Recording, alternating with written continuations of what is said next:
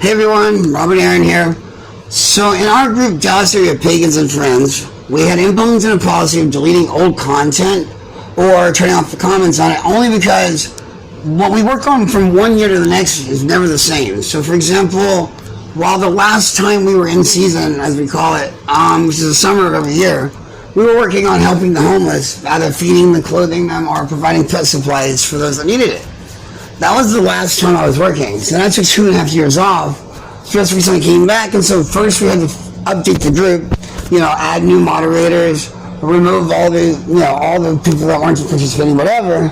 But then we also had to, from there, look at the old content, because, everything I do with everything from helping the homeless that year to also just the posts that got posted in there were irrelevant to what we're doing now, and none of us wanted to see a post from 3 years ago all of a sudden become the hot topic again. We're not about debating the past, we're about moving on and starting to work on the future. That said, a lot of posts were removed without any of us really considering the content as much as, okay, that was from 2020, that was from 2016, whatever. We just went ahead and removed it, never once considering that it would either make people feel like they didn't matter or that their participation didn't matter. We were simply trying to update the group, if you would, and keep us fresh and moving towards the future and not always stuck in the past. That said, after having a conversation with both Bartholomew and Carla, I have decided that it's probably best we drop this policy. In theory, it seemed like a good idea. In practice, it left a bunch of people feeling perhaps isolated and or unappreciated.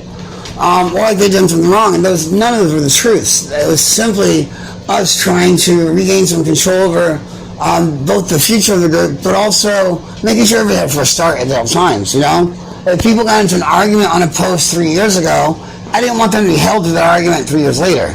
I wanted them to all forget about it and move on. And remember, we're supposed to be working as a community. We're supposed to be empowering each other. And it was never our intent to silence anybody's voice. So, we're going to go back 6 months, and we're going to review each post, make sure we can undo as many actions as we can, and restore as much as we can. If it was actual spam, we're going to go and leave it out of the group. For everything else, we're going to go and restore, and my apologies to the whole community. It was never our intention to make anyone feel isolated or unappreciated. And I guess in the future we'll have a greater discussion, especially amongst the moderators, to make sure that all options are considered, because this was not really a policy that was discussed as much as one that me and two other moderators discussed. We thought it would be a good idea to try.